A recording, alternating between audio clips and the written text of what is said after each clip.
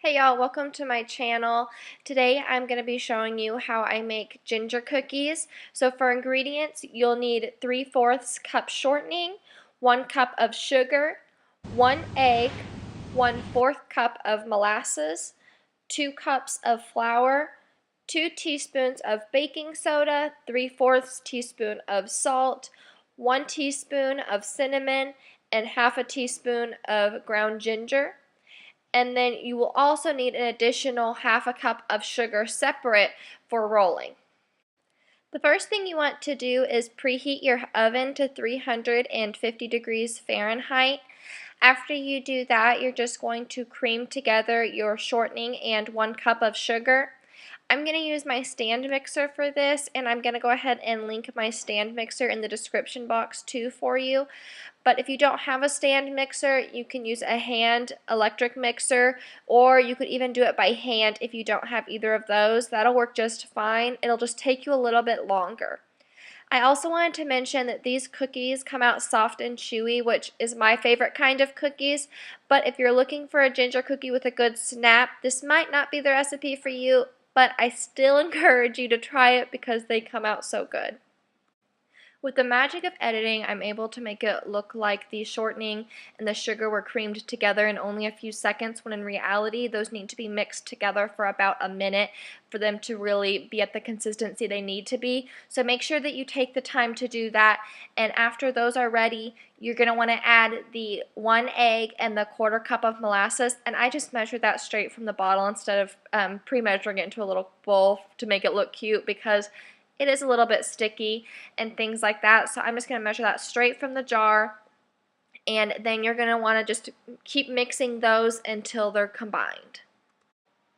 The next step is to start adding your dry ingredients. So I'm going to start by adding the flour just a little bit at a time. You don't want to dump it all in there and then turn on your stand mixer, because you'll have a cloud of flour covering everything in your kitchen.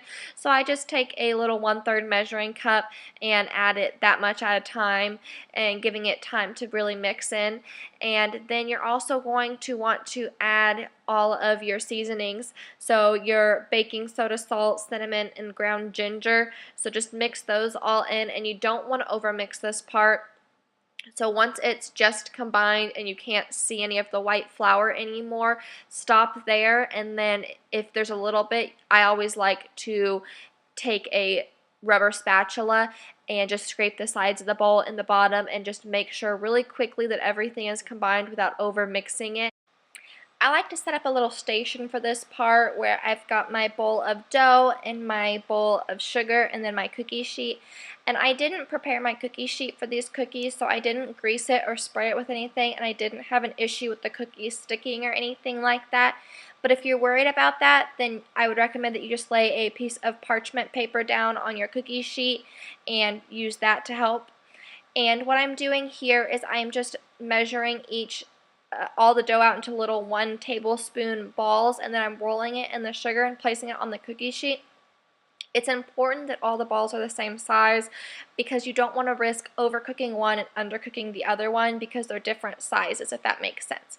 So you can make sure to measure them however you'd like. I'm using this little scoop that has the handle on one side that you can squeeze, and it pops the cookie out, and it makes it so easy for cookies and all. I mean, I use it for all kinds of things, but specifically to measure out cookie dough. So if you don't have one of those and you want to get one, I'm going to link one in the description box for you, either the same one I have or a similar one, so that you can use that this upcoming holiday season. This recipe makes 28 cookies, and I baked them at 350 degrees for exactly 10 minutes, and they came out perfect. Now, it can be a little bit difficult to decide when they're done, because they don't show any browning on the edges or anything like that. But at 10 minutes they came out perfect. Just use your best judgment when deciding when they're done. And then after I take them out of the oven, I let them cool off on the cookie sheet for just about a minute, so that they can come together and not fall apart when I try to remove them. And then I place them on a cooling rack.